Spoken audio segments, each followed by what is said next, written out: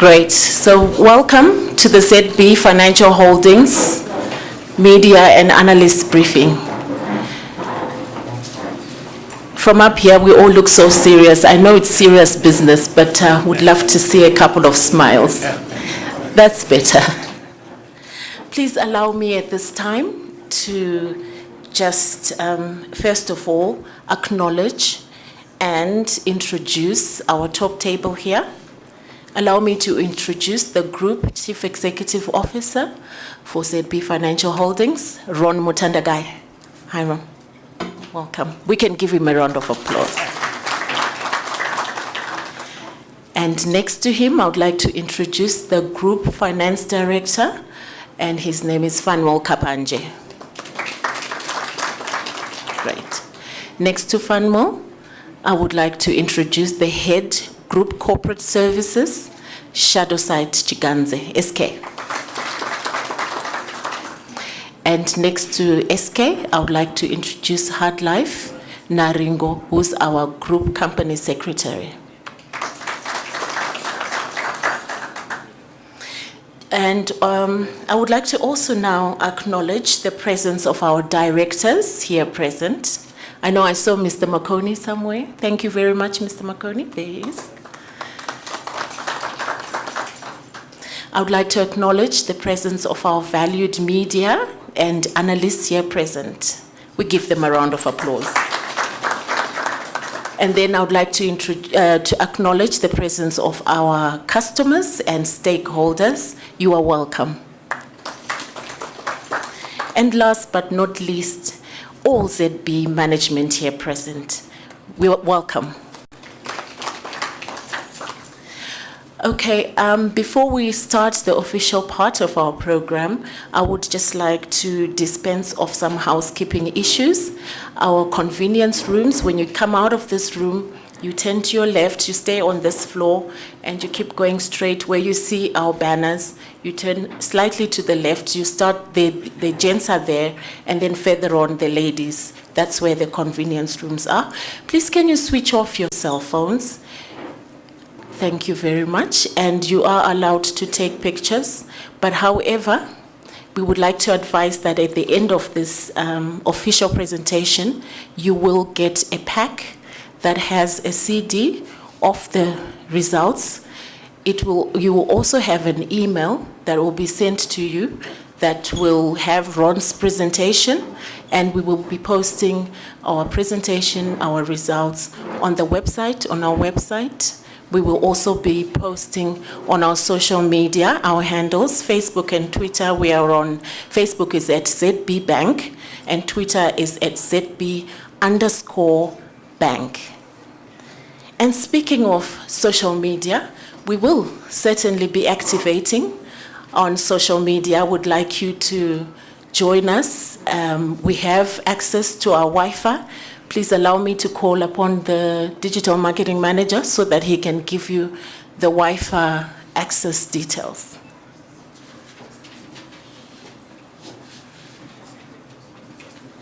We can give him a round of applause as he comes.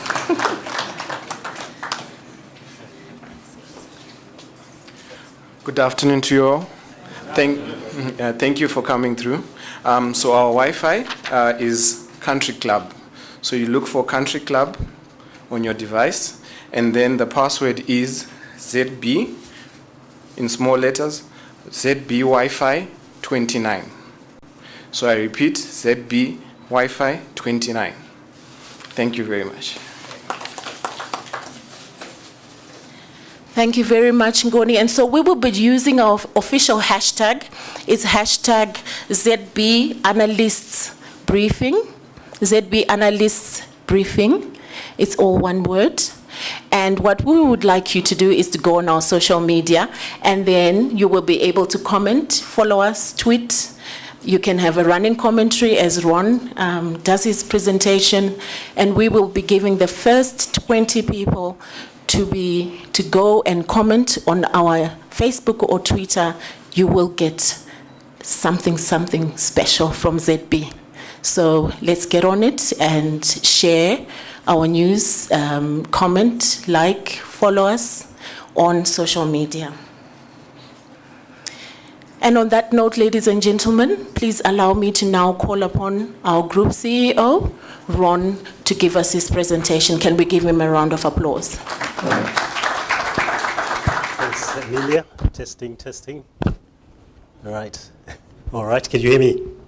All right, good afternoon, ladies and gentlemen. May I welcome you once again to this briefing. I'll just start with a slide which shows some of the recognitions that we've got over the recent past, and obviously it will be available on the detailed presentation. During the 12 months ended 31 December 2018, you will all be no doubt aware that we did see quite a lot of headwinds in the business environment. Some of the issues that we've had to contend with are the persistent cash and foreign exchange shortages, and the national payment system is decidedly skewed towards mobile platforms. Some 85.4% of the volume contribution went through the mobile platform. Broad money supply year-on-year increased by 28%. Year-on-year inflation as at 31 December 2018, as we are no doubt all aware, came in at 42.09%. The Zimbabwe Stock Exchange experienced increased volatility, with capitalization increasing by 124.5%. And naturally, we are now operating under negative real interest rates, and our earning assets are naturally affected. As far as GDP growth is concerned, the Ministry of Finance had forecast a growth of 4%, down from an initial projection of 4.5%, with constraints being experienced across all the sectors. The El Nino phenomenon caused some significant droughts in certain parts of the country, which has also affected a number of our customers who are principally farmers in those areas. The other major dynamic is obviously around the currency, issues that we are all no doubt aware about. The group continued to make inroads, and I'll just highlight some of the issues that we've dealt with. We've increased our partnerships with Afrexim Bank, Trade and Development Bank, formerly the PTA Bank, as well as the African Development Bank and the International Finance Corporation. We've already mobilized credit lines totaling US $30 million, and part of those credit lines have already been disbursed to some of our customers in the market. We're seeing an increased volume of foreign transactions through our money transfer agency, World Remit and Mukuru, as well as DSTV payments. During the course of the year, we opened a sub-branch at Glendale in the Q3 2018, whilst our Mutare branch was also refurbished. The point of sale network has recently increased with the arrival of 1,500 mobile POS devices, which are currently at a distribution stage. We've seen also significant investments made to improve the performance of our IT channels and overall customer experience. And during the course of this year, we've spent plus or minus US $5 million looking at our platform, improving our routers, our servers, and all that, just to make sure that the system is as robust as it can. We also launched a new suite of hospital cash products in Q3 2018, and we partially succeeded in raising US $62 million out of a amount of 150 million that was required by Zinara. The reason we were not able to raise the full amount was obviously the issue of dynamics on the market, the negative real interest rates that constrained us. The rollout of renewable energy solutions in partnership with selected universities and local authorities has already taken place. We've installed a number of solar street lights at 3 universities in the country, which are working very, very well. The cumulative count for household electricity reticulation now stands at 4,000. Last time we met, we were reticulating electricity in Marondera, and 4,000 households now have been connected. Property sales, unfortunately, have been placed on hold. I think this is principally because of the environment that we're facing, where value is critical to preserve.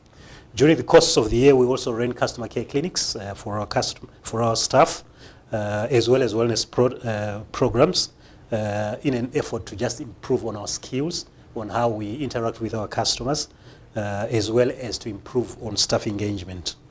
Our branch refurbishment program All right, we're losing. Thank you. Our branch refurbishment program slowed down, naturally because of the costs. A number of contracts that we had signed were then converted to US dollars, and it made it difficult for us to proceed with the program as initially planned. We also conducted a group-wide product audit in an effort just to see what products we have out there. Are they the products the customers want? And as a result of that product audit, we will obviously be taking action on certain products that may not be as profitable. As far as our credit ratings are concerned, ZB Bank was rated BB financial year 2018, up from BB minus. Building Society went down BB minus, up from BB. And ZB Reinsurance maintained its rating of A minus as at May 2019. As far as capitalization is concerned, we're still targeting to achieve the 100 million as at 1 January 2020. And currently the capitalization stands as follows. ZB Bank is standing at 70.8 as far as gross capital is concerned. Regulatory capital 71.7 million. ZB Building Society is 18.9, both gross capital as well as regulatory capital. As far as ZB Reinsurance is concerned, we're on 12.1 for both gross capital and regulatory capital. ZB Life, we're sitting at 19 million for both gross capital base and regulatory capital. ZB Transfer Secretaries, we are at 1.2 for both. Let me turn to the financial results for the year ended 31 December 2018. The group has received an adverse opinion from our auditors arising from the failure to comply with IAS 21, which is the effects of changes in foreign currency rates. I think we're all aware about the currency dynamics, and as a result, most companies, if not all, are getting an adverse opinion. Compliance with IAS 21 would have been required to recognize the impaired convertibility of the local currencies to other foreign currencies. The US dollar has been used as the functional and reporting currency in the financial results for 31 December 2018. This is in compliance with Statutory Instrument 133 of 2019 and applying the guidance that we received from the Public Accountants and Auditors Board, PAAB, on that subject matter.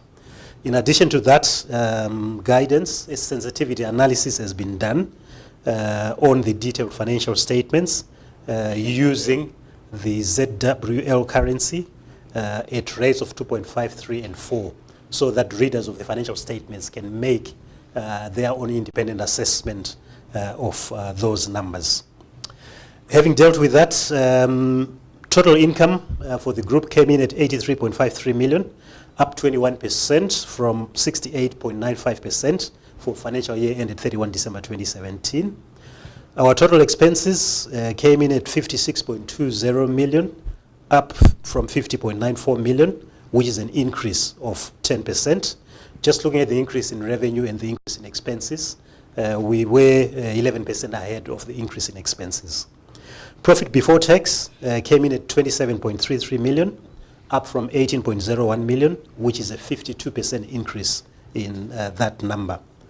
The movement in the life fund was 5.63 compared to 356 the other year, which is a reduction of increase of 58%. The share of profits in associates went down to 2.24 million from 3.04 million, which is a reduction of 26%. Income tax expense improved. Last year, the charge was 3.34 million. This year is 2.35 million. So we've saved on our tax charge, bringing our profit for the period to 21.79 million compared to 14.15 million the previous year, which is an increase of 54%. Earnings per share came in at 12.52, up from 8.29, which is 51% increase. Similarly, the return on equity came in at 20%, up from 14% the previous year. Let's look at the income concentration to non-funded income. Non-funded income remained quite high, contributing a significant percentage of our income. Contribution from lending has also improved. You will recall that Past couple of years, we were dealing with a non-performing loans issue, and lending had been constrained. But now I think we're feeling a little bit more comfortable, and our lending is beginning to increase. Net earnings from trading and lending activities came in at 19.09 million compared to 14.81 million the previous year, which is an increase of 29%. Net reinsurance income came in at 2.25 million, which is a reduction of 29% from 3.18 million. Net life assurance income increased by 20% to 7.70 million from 6.41 million the previous year.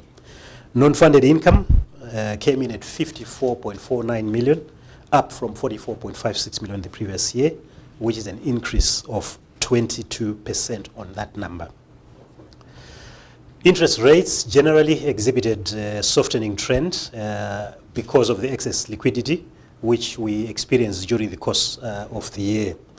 Interest-paying liabilities repriced faster than interest-earning assets, resulting in a higher net interest income to gross interest income ratio from 72% in the financial year 2017 to 79% in the current financial year. A net charge of 4.9 million was posted for financial year 2018 in respect of impairment of non-performing loans against a charge of 5.3 million in the previous year. Going down to the numbers, our gross interest income came in at 30.57 million compared to 24.82 million the previous year, which is an increase of 23%. Interest income was 6.56 million, which is down from the 7.01 million previous year. Net interest income total was 24.01 million and compared to 17.81 million last year. The net impairment charge increased slightly from 3 million to 4.92 million. The net earnings from lending activities came in at 19.09 million compared to 14.81, and the ratio of our net interest income to gross interest income was 79% compared to 72% of the previous period, while our net interest margin was 29% compared to 26% in the previous period. Let me now turn to the life assurance business and comment on its performance there. The life insurance premiums increased by 17% from 11.70 million in 2017 to 13.63 million in the current year. Benefits paid and reassurance commission expenses increased slightly to 5.93 million from 5.29, which is an increase of 12%. The technical result, however, was an overall increase of 20% to 7.70 million compared to 6.41 million the previous year. The technical expense ratio improved from 45.2% to 43.5%. So the business did reasonably well in that respect. Turning on to the reinsurance business, the local premium income was 15.9 million, up from 14.37 million the previous year, which is an increase of 11%. The foreign premium income came down to 3.26 million from 4.73 million, which is an increase of 32%. What we've seen with foreign business generally is that because of the Zimbabwe domestic situation, most securities are somewhat reluctant to place risks in Zimbabwe for fear of the fact that we may not be able to pay claims as and when they arise. The reinsurance premium net was 19.16 million compared to 19.10 million, which is almost a standstill position for the current year. Reinsurance expenses were 16.91 million compared to 15.92 million, which is an increase of 6% over the previous year, giving us a technical result of 2.25 million compared to 3.18 million, which is a reduction of 23%. Again, that reduction is explained by the issue of risk placement as a result of the domestic situation we find ourselves in Zimbabwe. If you look at the local premium income contribution, it was 83% this year, which is higher than what it was last year. And the foreign premium income contribution was 17%. and technical expenses ratio came in at 88.3%. Revenue expanded from transaction fees, but that was also affected by the fact that we are operating, or during the period we're talking about, we were operating under the Reserve Bank constraints as far as increases in interest rates and commissions were concerned. Our fees and commissions for the financial year 2018 came in at 39.96 million compared to 37.80 million in the previous year, which is a change of 6% on the year-on-year numbers. Fair values increased by 9.25 million from 2.73 million, which is a 239%. In those fair values, obviously, we include the investment on the stock market, and as a result of the bull run that we experienced in the last quarter, or last 2 quarters of 2018, the fair values have increased. Dividend received was 1.94 million compared to 0.06 million last year. Other income was 3.34 million compared to 397 million last year, reduction of 16%.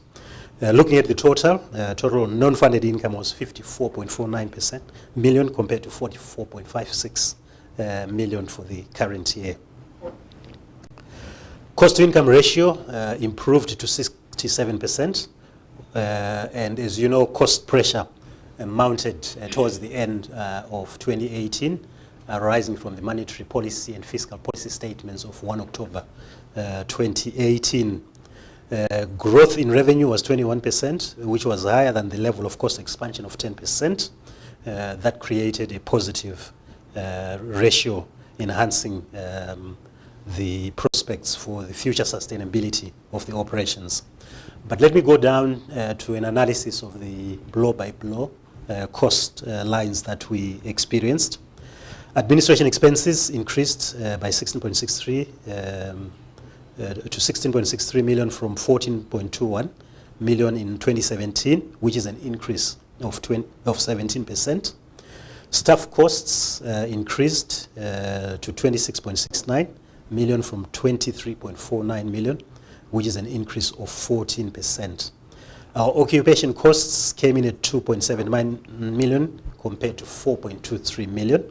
We're driving an aggressive cost reduction strategy, and one of the areas we're looking at is the space that we lease, and we're trying to reduce that as much as we can.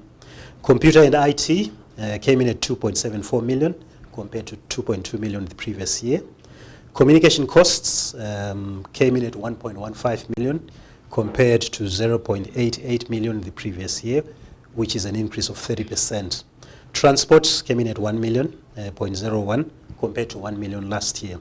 So if you look at the costs that are cash-based, the total cash-based operating expenditure was 51.01 million compared to 46.01 million in 2017, which is an increase of 11%. And that cash-based OPEX constitutes 91% of our total operating expenses. Depreciation and amortization. Depreciation came in at 3.25 million, up from 2.47 million, which is an increase of 31%.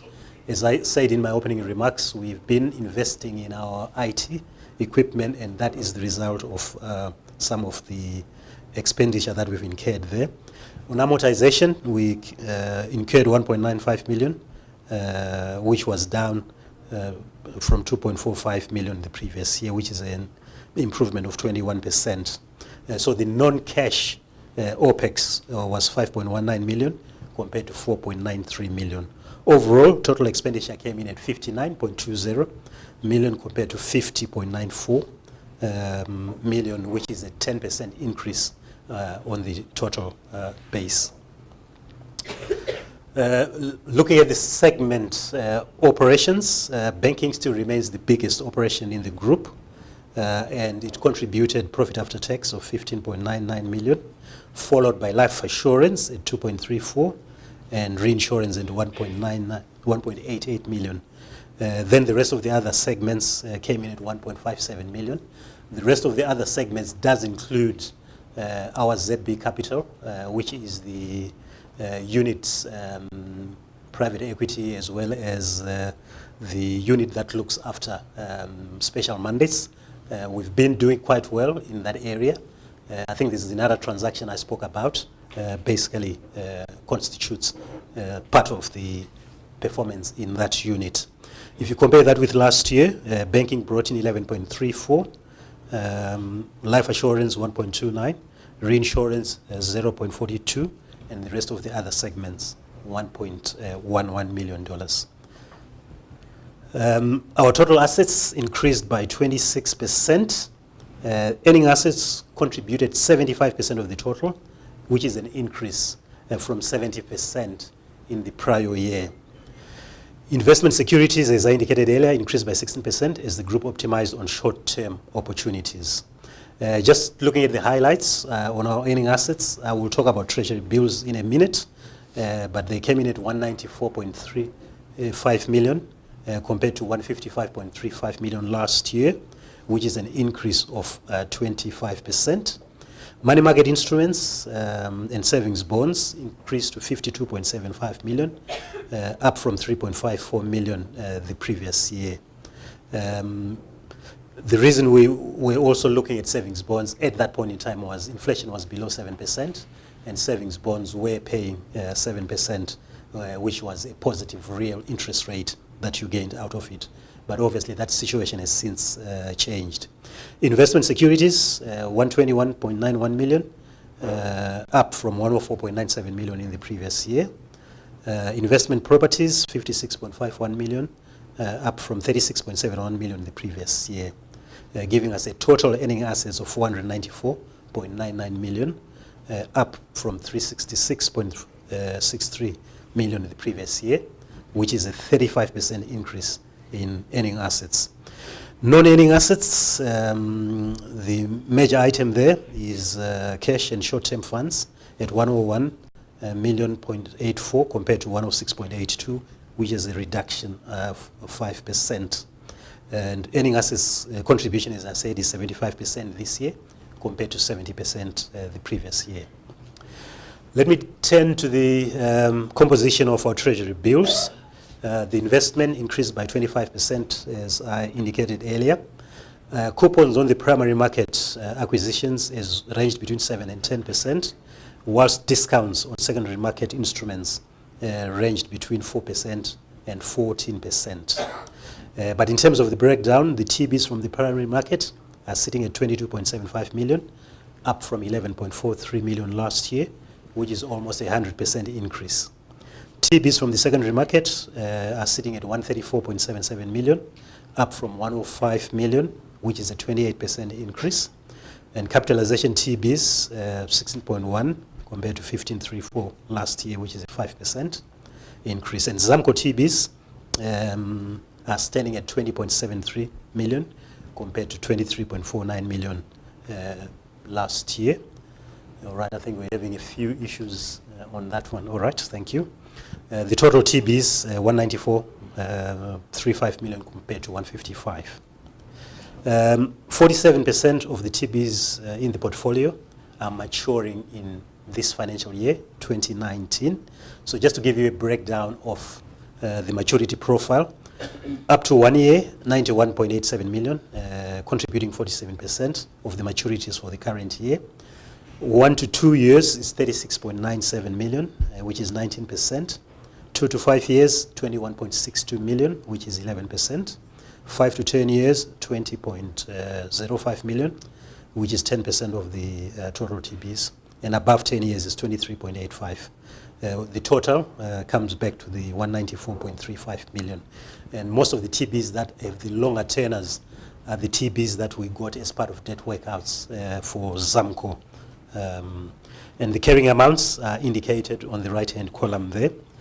Primary market TBs are coming in at 22.75, secondary TBs at 134.77, capitalization at 15.1, and ZAPCO at 20.75. Looking at our investment securities, they increased by 67% with a fair spread of all the underlying assets. Money market, it's sitting at 10.71 million compared to 3.54 million last year, which is an increase of 203%. Parastatal bonds are 21.16 million, up from 7.80 million last year, which was an increase of 171%. Quoted equities, 21.44 million, up from 14.74 million. an increase of 45% there. Then unquoted and public utilities stock sitting at 13.92 million compared to 14.17 million, which is a reduction of 12%, giving us a total of investment securities of 67.23, up from 40.25 million last year, an increase of 67%. Let me look at the general facility utilization. We averaged 55% during the course of the year. The group has increased its focus on guarantee programs, obviously because these don't require the outlaying of funding. We've seen pervasive low credit quality on the market, which has made negative effects on loan uptake, whilst mortgage facilities have struggled to find favor with property sellers. What our mortgage unit has experienced over the past few months is that sellers of properties are now demanding cash or US dollars. Mortgage is not favored, so that has resulted in a slowdown in that area.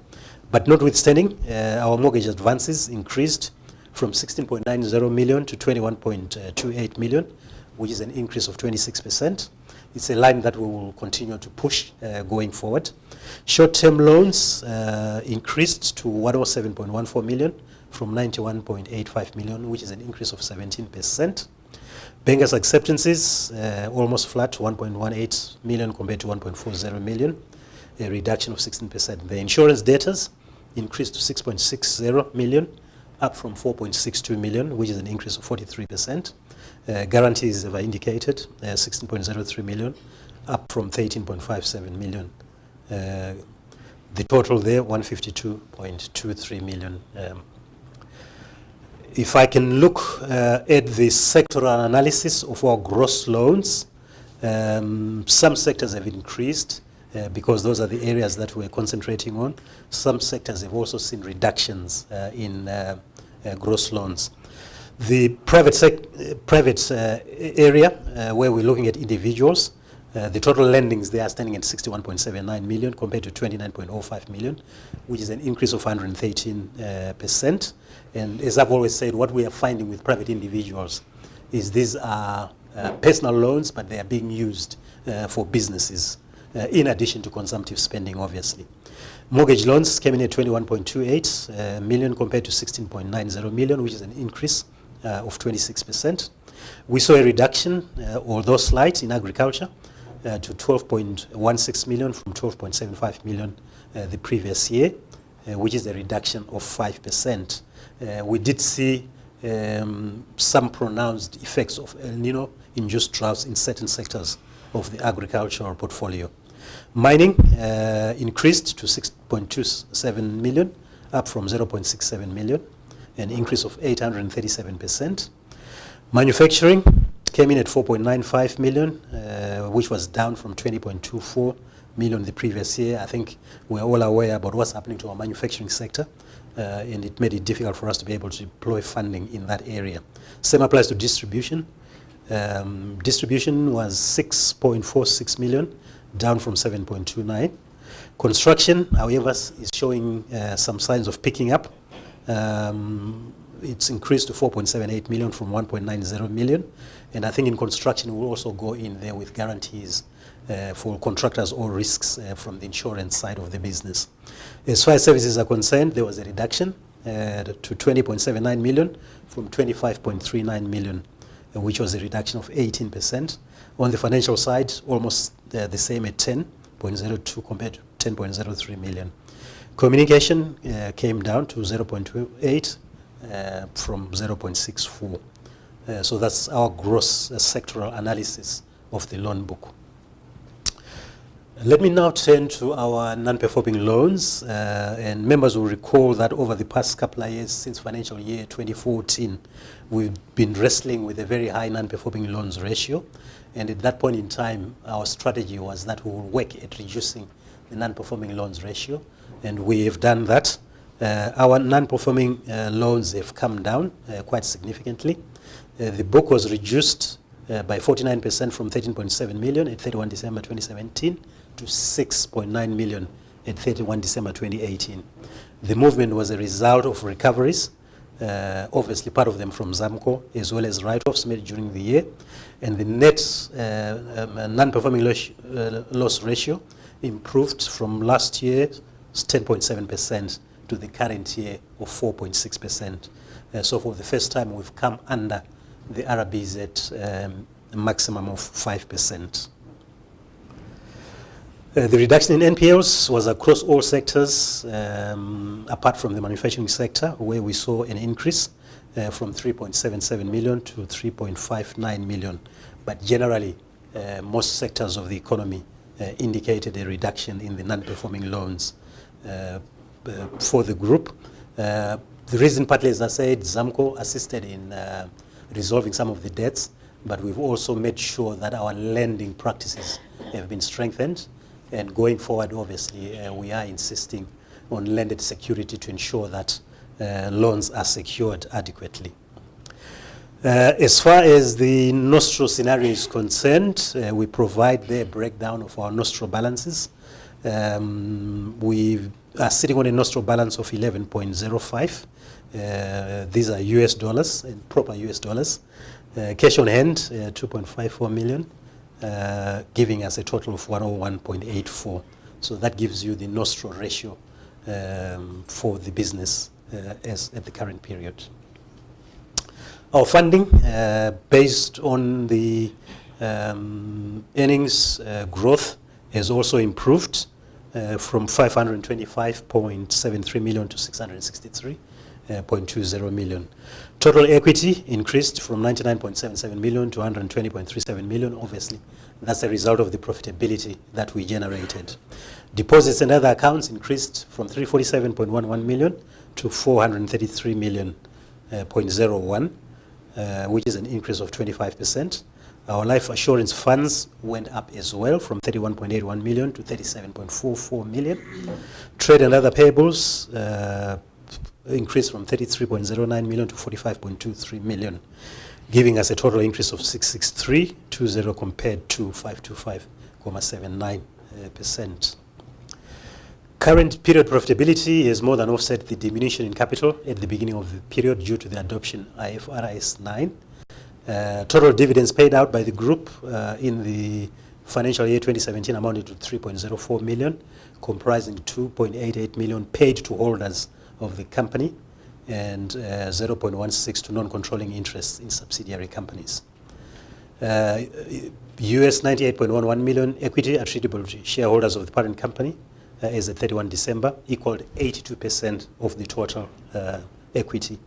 So our equity is sitting at 120.3 million compared to 99.77 the previous year, and that attributable to the parent is 98.11 compared to 78.65 million, which is an increase of 25% over the previous year. Let me now turn to the structure of our deposits. Our fixed deposits contribution reduced to 27% as at 31 December 2018 compared to 36% at 31 December 2017, reflecting funding sustainability in the short to medium term. Bank placements came in at 14.78 million compared to 13.20, 12% up. Demand deposits increased significantly by 55% to 83.33 million from 53.67. Savings, 218 million, up from 154 million, which is an increase of 44%. Fixed deposits reduced from 126 million to 116 million. We are seeing an increase in account numbers, an increase in accounting activity, so the deposit side has been increasing as a result of that. Deposits growth was experienced across all sectors, and just to give you an idea of the spread of our deposits by sector, individuals contributing 70 million compared to 66 million, which is an increase of 5%. Agriculture, almost 30 million there compared to 11 million, which is an increase of 161%. Mining, contributing 2.29 million compared to 1.19 million, whereas manufacturing is contributing 44.04 million compared to 44.32 million the previous year. Distribution, 11.15 compared to 10.72 million. And services, 154.04 1.19 million compared to 92.35 million, which is a 67% increase. So that's the structure of our deposits by sector. Let me now turn to our key ratios. The net interest income ratio was 23%. Last year it was 20%, which is an increase. Non-interest income ratio, 77%. Last year it was 70%. Our cost to income ratio came in at 67%, which is better than the 70% we posted last year. Loans to deposit ratio is sitting at 27% compared to 20%, 30% last year. NPLs ratio rounded up to 5%, down from 11%.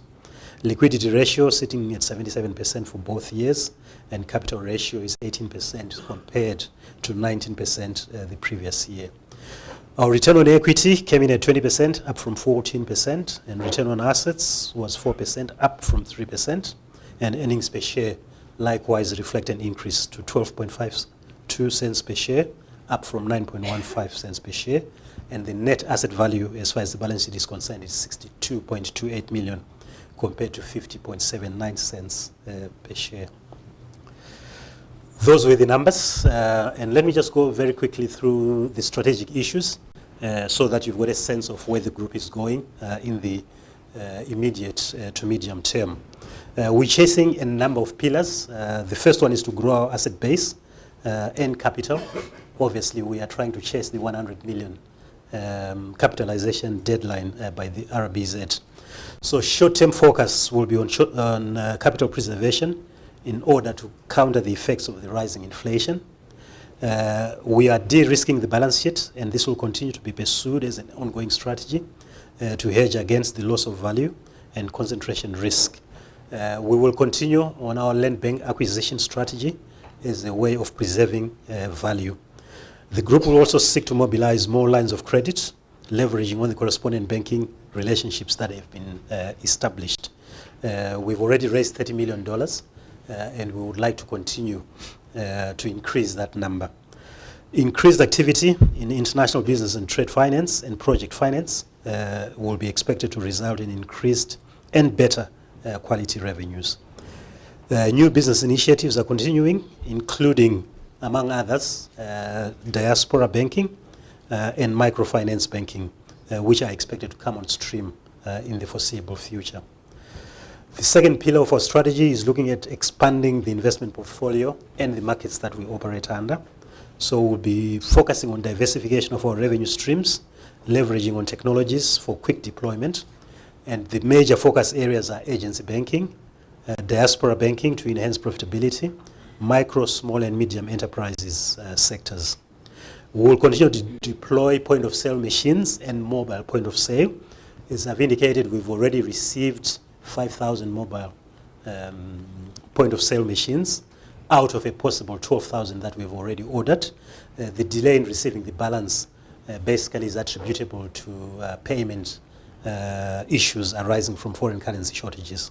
But in the fullness of time, all the 12,000 mobile POS will be paid for. We'll continue a tactical review of the business portfolio and products. As part of our product audit, it will inform us on how we'll deal with some of the products that we have. The regional expansion is still on the cards, principally looking at ZB Reinsurance, and the major hindrance so far has been the availability of foreign currency for us to set outside operations, but that strategy continues to be pursued. We also would like to ensure that our customer service is improved, so we are adopting the insights we learned from the product audit to realign our products and customer needs and expectations. Our technological platforms will continue to be optimized. During the course of the year, we spent $5 million on that, and will continue to do so for the foreseeable future. And the group will be setting up a call center during the course of this year to enhance customer engagement and support. While our refurbishment program may have been affected by the costs that we're experiencing, we will certainly be refurbishing some branches during the course of the year. The final pillar is the operational effectiveness and governance. The group is investing in a suite of systems for compliance management, which are required to satisfy anti-money laundering and combating the financing of terrorism regulations. We're also investing in the implementation of fraud management systems to tackle the emerging risk of cybercrime in view of the increased usage of electronic platforms. And we will also be working on ISO certification for a number of our systems to ensure that we are playing in the global standards. As part of digitalization, the group will continue to invest in technologies in order to improve customer experience and operational efficiencies. Automation of processes is continuing through implementation of workflow document management as well as archiving solutions, and you'll begin to see some of the results of what we're doing during the course of this year. As far as social media banking is concerned, the solution is now at an advanced stage with a planned launch for the second quarter of 2019. And with that, I would like to thank you very much for your attendance. Thank you very much.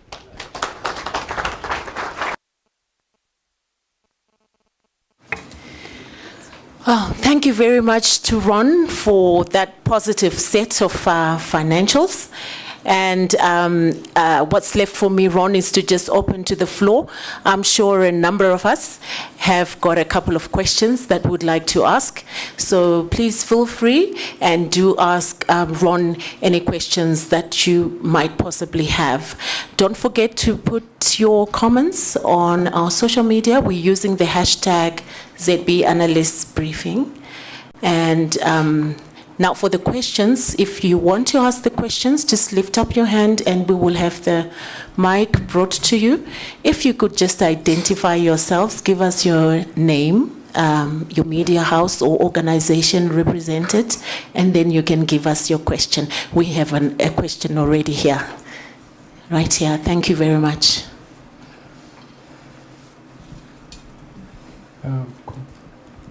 Yes. Congratulations on the wonderful set of performance. Just maybe as a trading update, my name is Marvin Chizonga from Kumatum Consultants. Just as a trading update, in light of the cyclone Idai, what's the in Mozambique, and also what's been the impact on your banking side of things to the customers that you've lended on agricultural loans?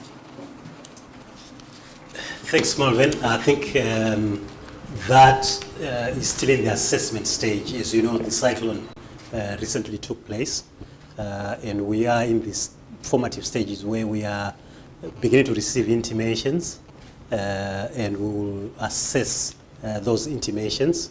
I think there's no doubt that the cyclone was very devastating, and we will certainly be able to give you an update when we do our half-year results update. So far, we're still in the process of just assessing how these things will pan out. Thanks. Thank you very much.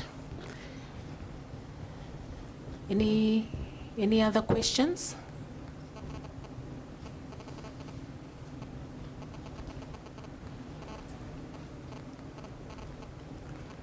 Yes, a follow-up question or a new question? Thank you. Can we have the mic? Maybe just to understand your business model for the reinsurance business, what's the retention ratio? Are you sitting, what amount of maybe premiums are you receiving to your reinsurance outside of your group through your retrocession arrangements? I think the specific ratios we obviously provide later. I don't have them here, but the business model is that we are looking at Zimbabwe as the home base, but it's absolutely critical given the economic situation that we find ourselves in that we need to diversify our revenue streams. We already do right business from Mozambique, from Kenya, Zambia, Malawi. As I've said in my presentation, we are now finding it difficult to remit the premiums to the domestic place because a lot of our customers are somewhat worried about our ability to be able to pay claims as and when they do take place, which is why we've been looking at setting up a presence in Mozambique. That presence, regrettably, does require investment in foreign currency for us to be able to have operations, to have people in there, to have assets in the Mozambique market. We've not been able to raise the amount of money that is required. We will continue to discuss this with some of the people that have expressed interest in assisting us in setting up our presence in Mozambique. But I think long term, we are obviously looking at trying to come up with a business hub which is outside Zimbabwe for obvious reasons. And that is still being looked at. And as and when we've got an update, we'll certainly give it to you. Thank you, Ron. Any other questions, ladies and gentlemen? This is your time. Please feel free. Looks like Ron has done a thorough job of preempting all the questions. Okay, thank you very much to Ron, and can we give him a round of applause?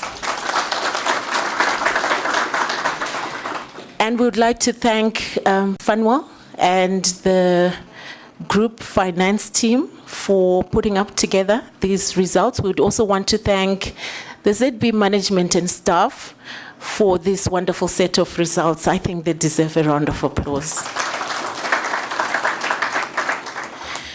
All right, let me just confer with the digital marketing manager. Do we have any winners?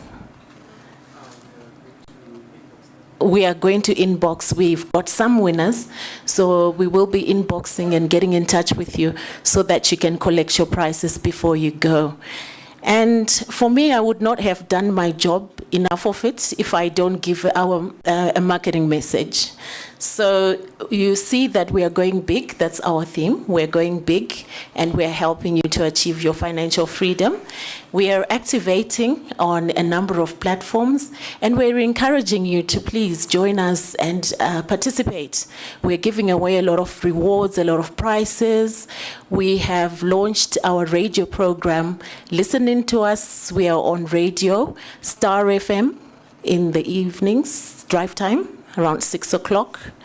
We're giving away quite a number of interesting prizes there, and do participate and get to know us a little bit more, our products and services. We also activate a lot on our social media platforms, so do tune in and listen in to us as well. And I think finally the key message for us, we are going big on wellness. We believe that for our staff and for our customers, it's important that we live healthy lifestyles, and as a financial institution would want you also to go big on wellness so that you can go big on your financial dreams. And on that note, I just want to find out if there's anybody who's wearing green, any non-ZB people wearing green. Yes, a lady here. Anyone else? Oh, the first couple of hands that will go up wearing white. Yes. So you will see Esther Toto. Esther, can you please lift up your hand? We have a corner where we are giving away some herbs just to, start you off on your journey on going big on wellness. So please see Esther Toto and take away a little something for your health. We've got some herbs for you, okay? And for cooking.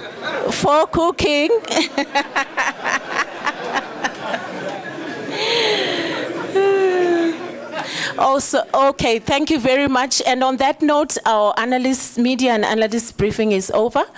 Right now, roundabout right now, you will be receiving the presentations. And all media, you will be able to see, I think there's Brian from Multimedia and Esther Toto, our corporate communications manager. They will take care of you. And if you want to come up here, Ron and team, they are available to answer your questions as well up here. For the rest of us, please do feel free to go into the balcony. We've got some snacks and some sundowners, so do join us for a drink and let's chat. Let's continue to talk about our results. And thank you very much and have a blessed day. Thank you.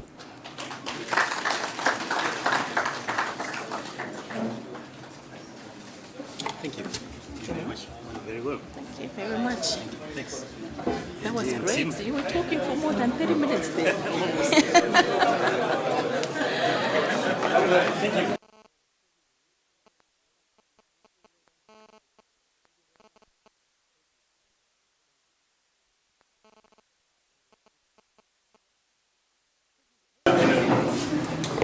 Great. So welcome to the ZB Financial Holdings Media and Analyst Briefing. From up here, we all look so serious. I know it's serious business, but